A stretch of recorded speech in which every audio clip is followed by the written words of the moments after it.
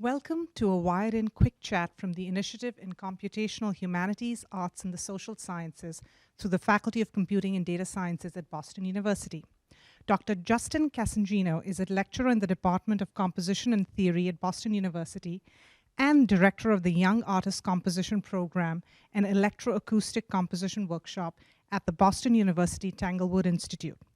His music has been commissioned via the New England Foundation for the Arts and the Free for All Concert Fund, and has been featured on a variety of programs across the country. Dr. Casinghino takes great pride in his students of composition, who have won numerous composition prizes and have earned commissions and performances by such ensembles as the Boston Pops, the New Symphony Orchestra, and the Dinosaur Annex. Please welcome Dr. Casinghino. Thank you. Thank you. Good afternoon, everyone. Thank you for having me. Thank you for the introduction. Again, my name is Justin Casinghino. I'm visiting here from the College of Fine Arts. Two of the courses I teach for the College of Fine Arts are in electronic music. One of those courses is in acousmatic music, which is where we're using computers to analyze, record, manipulate, arrange sound into musical compositions that are fixed in time. The other course that I deal with is interactive music. So interactive music we think of as any time a live performer and electronic output have influence on each other, where they're impacting each other. Specifically defining it, thinking of a computer, if you will, having impact on the performer's output or the performer's input having impact on the computer system. That performer could be a traditional performer, violinist, pianist, trumpet player, or could even be someone walking through an installation, as long as there's that body, if you will, having the influence. So I thought what I would do today is give a little introduction to interactive music, some of the people that I have taken inspiration from in that, one of the main tools I use for it, the software, and some of the ideas that I've done with it. So I'm going to start with the composer Mario Davidovsky. Mario Davidovsky, the pieces we're looking at, the pieces he's most well known for are these pieces called synchronisms. Now, arguably, these aren't interactive. And I say they're not interactive because they're works that exist for electronic output and a performer, but the two entities don't actually have an impact on each other. However, the thinking in these pieces were a great influence of what we think of in interactive programming. And as he's saying here in this quote, he's trying to keep the characteristics of an electronic instrument, trying to keep the characteristics of the live performer, but at the same time allowing them to be extensions of one another. And for me, that's one of the main influences on the work that I do, using computers to deal with live sound. So I just wanted to quickly show a brief clip from an interview that Davidovsky had in '97 talking about this idea. We were politically involved with the cause of electronic music. We are going to fight this. You know, we thought that electronic music was Messiah, is going to save everything, and we would be able to do anything, and everything under the sky will be now accessible to us. And one of the reasons good reasons or good techniques to politicize electronic music and make it more palatable is to have somebody, a performer. Because given the conditions of the time, you only could play electronic music probably in the stage of a university, where you could find equipment, more or less adequate equipment. And the stage is not a place to play electronic music. I mean, the stage has such a strong cultural connotation. You expect somebody to come out and do something. And here you have these horrible looking black boxes, you know, that didn't do anything except play back sound. So in a way, I thought that would be a very attractive way to bring to mainstream electronic music into a situation that is familiar by having a performer. From the other side. So what we hear there, and apparently our video didn't want to catch up and see Davidovsky moving, but we could hear him. The main thing we have there is that this idea of people going to concerts and just kind of hearing music from loudspeakers was a bit of an odd event. And you go to a concert and you expect that person on stage. So there was this want for live performer. So we're going to go way back. This is a piece from 1970. It won the 1971 Pulitzer Prize. And this is Davidovsky's Synchronisms No. 6 for piano and tape. And the thing that you'll hear here, the tape starts. You don't hear the tape start, but as soon as the tape starts, the pianist plays a note. And then the tape comes in and picks up that same pitch and reverses the attack outcome of it. So you get this event that goes, bong, which a piano cannot do on its own. So it's that combination of the electronic output and the piano together that makes it possible. So let me just play the very beginning clip of this.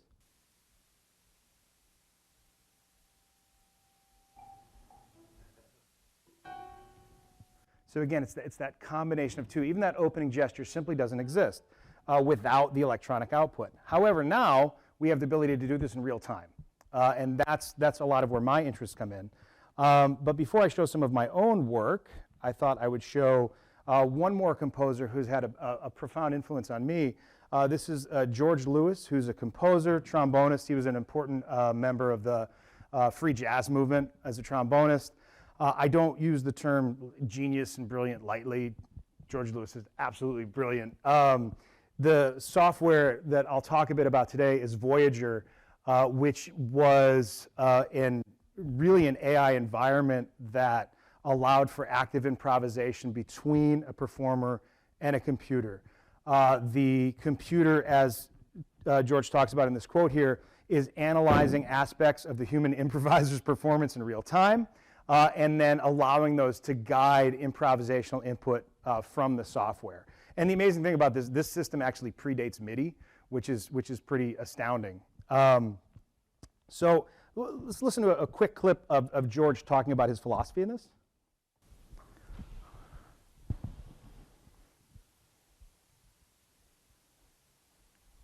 Listening turns out to be different from just hearing. The only way you really know if you're being listened to is by the response.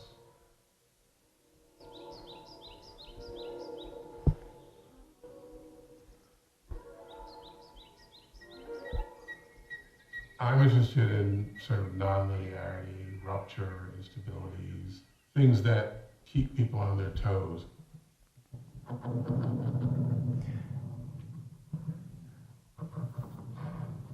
So the sounds that you're hearing is live processing of the flute.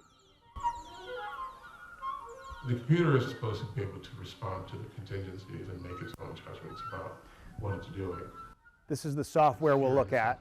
How those people play. It's a dialogue between these two entities, not necessarily people. So for me, the important thing here is the word dialogue. It becomes a dialogue, a communication, a duet between the computer and the performer. And again, all these sounds coming out, the flute player is real-time playing, and all of the processing, the electronic sounds that are coming are occurring in real time. So a quick clip of George. This is Voyager. This is the improvisational system. Obviously, this is the black and white one is where we'll start. The sounds are slightly antiquated, the sound samples, but George is playing trombone, the computer's listening to him, and they begin to improvise together.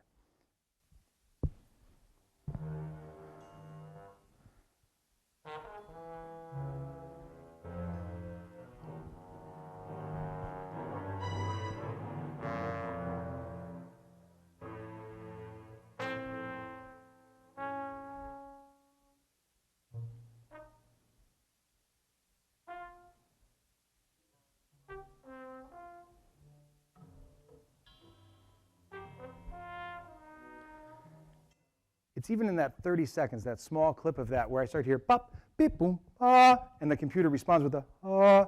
We really hear them working together, just like two musicians would work together. So it's real. I had an opportunity to have George come to talk to some of my students a few years ago, and got him to open up the code for this, and it's really wonderful to see. It's just a huge list of different scale sets from around the world, rhythmic sets that the computer's calling out in different moments as it's responding to the different audio input.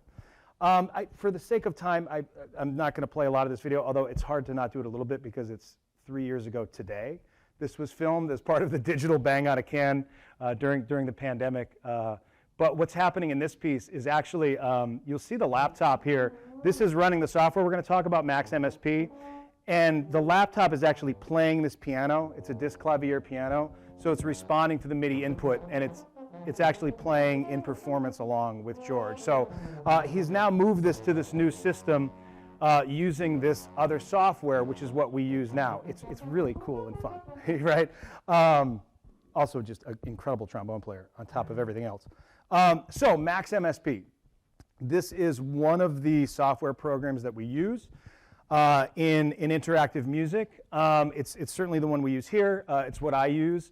It's an object-based data flow programming language, so there's all these little objects, all these little boxes that do certain things.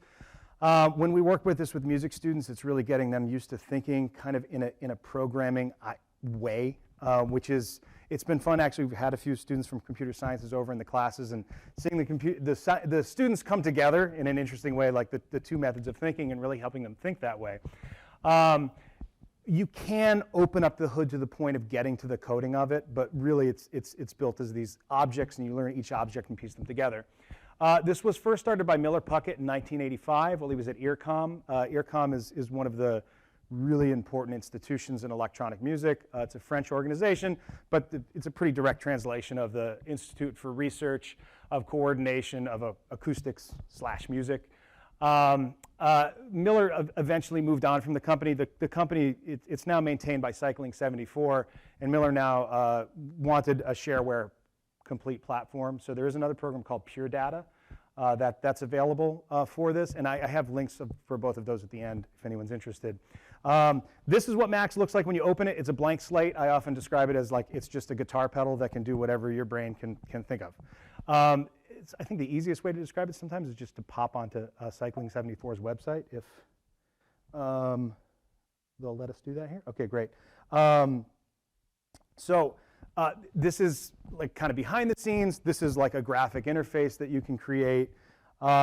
It's all these little tools, like you have these little boxes like random, that spits out random numbers. So you have all these little boxes to put together, and then there's sliders and dials and all these ways that you can begin to communicate and control. It hooks up to any MIDI controllers that you have. It's also quite easy to get like gaming controllers speaking to the program, phones, iPads, so you can control from different surfaces in a pretty direct way. I'll scroll through a little bit. There's some fun examples, just ideas you can do. You know, here's one where they've built a custom synthesizer because maybe you don't want to use the synthesizer that's out there available to you. You wanted to do something else, or you just want to know how to build a synthesizer. So you can do that in this environment. This is a little patch that's been built to hop around. There's a drum sample, and it's hopping around to different points in the drum sample, and also engaging with that drum sample through a buffer, so it's a stored audio object, so it can also play it in slow time, not all in real time, as it jumps around. So here it's like randomly jumping through the sample, and then can also play these stretched moments of the sample. And here's one where it's a multi-channel synthesis that's able to create a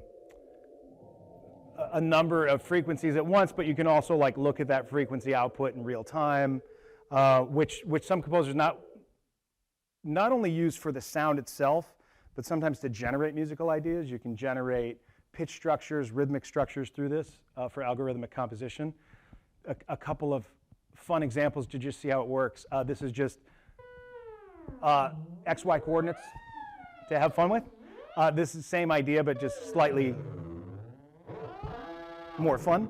And how the program works, if we just view this patcher, you simply have a box with XY coordinates. The X coordinates are impacting the frequency of this triangle oscillator, triangle wave oscillator, and then the Y axis is impacting a filter that's going to take X amount of the sound out, let X amount of the sound through, take it out. And again, you can hook this to a game controller pretty easily.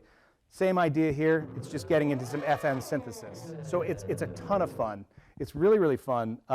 There's also graphic elements. There's a component jitter. This is wonderful if you're interested in installations where audio and video are working together. Easy to hook it up to Arduino, or easy enough. If you're doing some instrument building. Two semesters ago, I had a student do some wonderful Arduino controls through hand gestures and able to control the output of what was coming in. So there was a live performer, and then the composer was performing along with them with hand gestures. Some really, really fun things you can get into. So for myself, I use this for real-time manipulation of sound. So often what I do when I'm thinking about these pieces is I'm thinking about, I'll often start with an opening gesture. So I'm going to just show you the opening of two of my pieces. and things I've built and ways that we're thinking in the programming. So this is the graphical interface that I designed for one of these pieces. This is called Tangled, which is a duet for pianist and live signal processing, and I really do think of it as a duet. You know, it's easy on the design surface. What's nice is I can give this to a musician. They can choose whether they're currently working in stereo space or a 5/1 space, and all this can kind of be built in and programmed. You'll see things like I have this box right now. It just says score messages, but if you open this up, it's pages and pages and pages of not code but messaging. Where as I get further into this and show you, there's a number of what we call receives, where all of these objects are receiving information and we're sending that information at certain points in the composition. You know, sound in levels, sound out levels, there's mix, so you're building your mixing all into this. So for this piece, this is a unit that I designed that I call applesauce, and I'll tell you why I call it applesauce. So the opening gesture that I wanted for this piece was to take a piano chord and make that piano chord sound like a field of crickets. So I thought about the sound of crickets, and really what it is, it's what we really call granular audio. It's lots of little bits, individual bits of sound that come out to a collective whole. So I wanted to do this in real time, and there's definitely objects that can do this and can freeze and do granular, but I wanted like this real-time pass-through granular voice. So I created this. This has 6 different voices that it does at a time. For any different voice, you can turn those on and off. I set this to have different gain levels for the different voices, so you could experiment. Where it says grain size, that's in milliseconds. So is each grain of that sound going to be 10 milliseconds? And I have this set up to 500 milliseconds. You can randomize those grains. You can separate a space between those grains. You can randomize that. You can frequency shift, essentially transpose them. You can randomize that, and you could delay them up to 15 seconds. So you can really kind of create this field. So inside any given one of these grand voices, like this one, looks like this.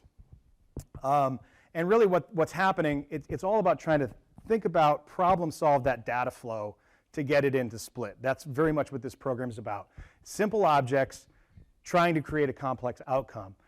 So those volume, those little yep that I wanted for my crickets, basically what happens is you take in either that 10 to 500 milliseconds, it's coming into this object split, that's going to split that in half, which is going to eventually get routed down to this object, which is telling, this is essentially my volume, which is saying go to maximum volume of 1 in the given split time.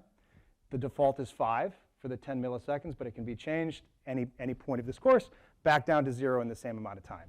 So it's again, it's kind of like dealing with how do I solve this problem, right? What's my next step? What's my next step? Kind of backward solving. So for a lot of our music students, that's a new line of thinking, but it's exciting, and when you get there, it's great. The other things in here, there's tap in, tap out. Those are delay units. There's frequency shift units. So I'll show you briefly how this works in this piece. This is the opening of the piece. It's this cue here, this piano chord. At Q1, the pianist hits a pedal, a MIDI pedal on the floor. That chord is taken into the system. The first thing you hear is an actual recording of crickets, and then the piano turns into crickets. There's also some things on that second cue. The partials of the given piano are being tracked to retune delay lines. So every performance of this is slightly different. So it's very score-driven like the Davidovsky, but it's also very much a duet. The performer really needs to listen like in the Lewis.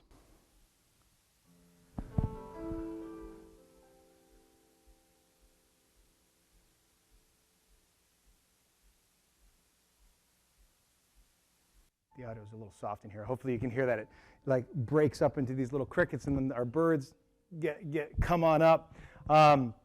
I would show it real time, but without testing the system for feedback and things, that's a scary thing to do. So, so again, very, very score driven, but the pianist is waiting for these things. And I mean, this piece is about 12 minutes long, so these are 6 of a whole lot of programmed cues. But it's all really coming from this first gesture. In a similar way, oh no, stop, not you again. This is one more piece called, and so then I threw the stone. This was a piece commissioned actually by a former BU student who's now actually like the dean of his school down at Texas Tech. He's doing well. But trumpeter Andy Stetson. And in this piece, again, you can see the graphical interface. So you know, a musician can come, go to different rehearsal spots and really work with it, you know, like a partner. But my idea on this piece is I have this gesture, yap-a-da-da-da, and what I wanted to do was take that yap-a-pop-pop-pop and let it ripple outward. So yap-a-pop-pop-pop, yap-a-pop-pop-pop, yap-a-pop-pop-pop, like a ripple. So for that, I created this device called Ripple Maker. And basically what you have here, the speed ratio, what I figured out was if I played it back in time domain transposition, which means if you play something slower, it sounds lower. If you play something fast, it sounds higher, right? So that's time domain transposition. And then I just had to figure out the calculation to then go back into frequency domain transposition, where we're using FFT analysis to look at the frequency spectrum, transpose it without adjusting the time, and we're able to transpose it back. So that's what's happening here over in this object groove. Like, for instance, the kind of blow up of this one is playing back at half time. And then basically it's just an equation coming out to bring it back in frequency domain transposition. And so the beginning of this piece, you hear the trumpet riff, and then it gets stretched out and ripples over time. And again, this is Andy Stetson.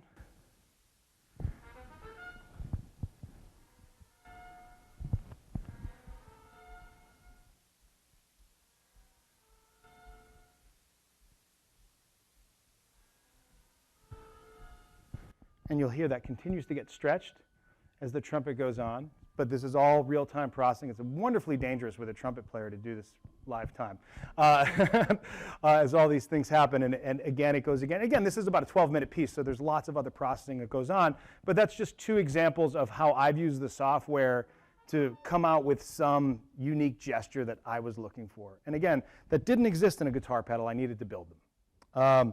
So that's kind of my brief introduction to this interactive world. I have a number of links here for some of the institutions that I mentioned and a list of the pieces that we listened to if you're interested in looking back up. I appreciate it and happy to take any questions that I can. Thank you. Thank you.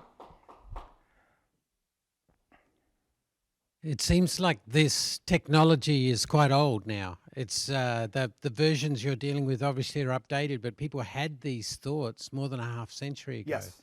And the way they've developed has been spectacular. At the same time, computational methods have become incredibly sophisticated.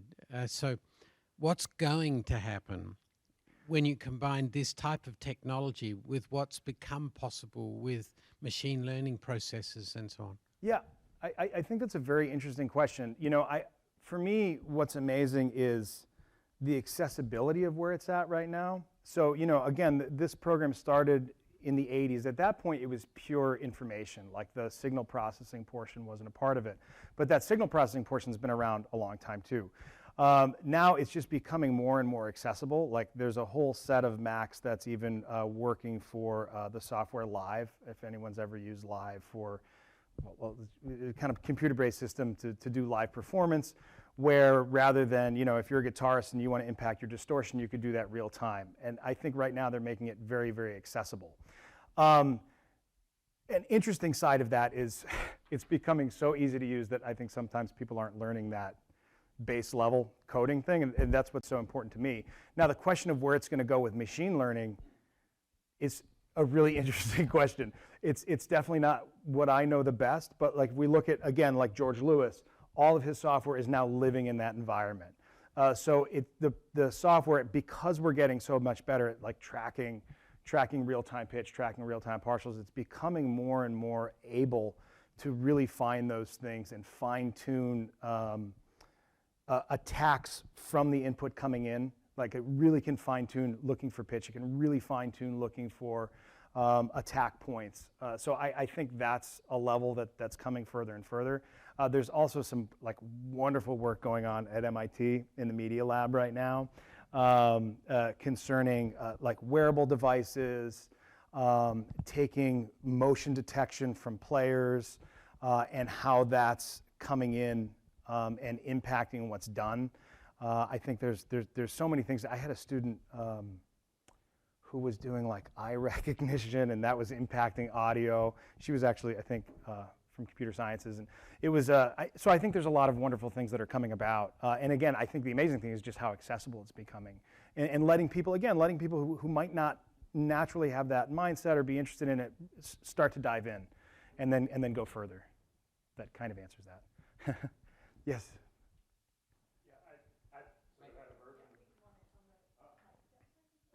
Same version of the same question, because wow, the success of these large language models, especially in the last year, all the publicity. GPT-4 is supposed to have audio capability, and they're going to keep developing this. And it's not about coding anymore. There's no coding. You're presenting it with information. It's prompt engineering. It's what data you give it. The world is changing. It's going to be very interesting to see. You know, you play something, ask the machine to play a response, right. And then and it'll just figure out from listening to a billion examples of that how to do it. Wow. It's really incredible. I mean, there's also composing programs being there done, you go, yeah. right? To mimic composers, which is really interesting, yeah. and they do it quite well. Yeah. There's, you know, particularly when we're looking at tonal music, there's only X amount of variables that you can put in there, and it's producing music that is, quote, works right for that style. Yeah. There is I think an interesting element too. It is becoming so accessible at times. I hope the students who are introduced to it from that accessibility do get interested in that opening the hood and figuring it out. Because in my opinion, sometimes there's a danger of this software starting to sound like this software and not sound like unique in each way. And I think there's a danger to that when it becomes so accessible in a way, because people aren't opening the hood, they're just kind of using what it does.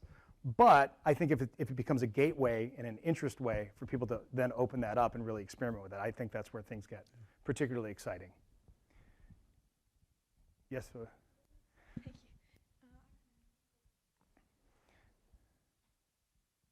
Thank you so much. In a real-time system where you have an unpredictable human, like in an installation or a video game or something like that, how do you make the computer music sound good? Wow, man.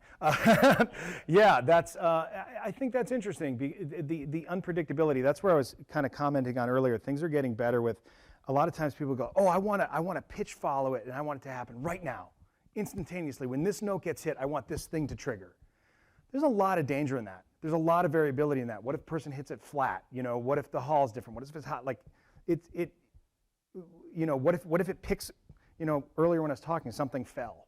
Right? Like, what if something falls? What if you're performing in the CFA and a train goes by? This could trigger things. So there's a variability to that. I think you have to decide, like, what kind of piece do I want? What kind of event do I want?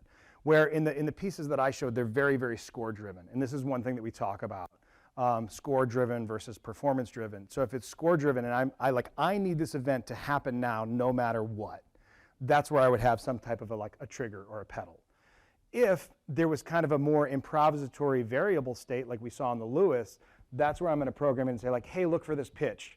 And maybe it missed it the first 2 times I hit it, but then it hits, you know. So that accuracy is getting better, but then I also think there's a level of, you have to think about human variability and how do you want that human variability to play into the environment that you're programming is what I would think about. It all depends on the type of piece that you want. Thank you. This is fascinating. I have a sort of sociological question. So it's well accepted in sociology that taste, and especially elite taste, is something which is a code that you develop a competence in, and therefore you are able to access that code, and it gives you access to certain kinds of advantages. And I think this kind of stuff has a lot of disruptive potential to give access to that code to a whole bunch of people, or to say that we're going to build whole new codes to do things. So I'm wondering, I know this is sort of a far afield from the kind of stuff you're talking about, but what social disruptive potential does this kind of technology have, aside from, just musical disruption? Yeah, I mean, I think I think what's so interesting is, oh, sorry, I'm like grabbing this microphone. I think what's so interesting is the level that you can get into it, where, like mentioned, installations. You know, there's video components, there's tracking components, any data that you can take in can be fed in, right? So I think there's an open possibility of large swaths of the arts engaging with this. I use it for music, but it can be used for so many other things. And so what I think is interesting, just I suppose on the large scale social level, if you will, is the ability to integrate the arts through software like this, to collaborate in the arts through software like this. And I just think about young people collaborating, and I think, yeah, there's wonderful disruption in that, right? Like there's wonderful things that can be created. And again, there's a level of accessibility that's coming about in this type of software. And again, I looked at Max, but I look at Pure Data, which is, I mentioned Pure Data, which is in this link, which is completely shareware. It's completely open.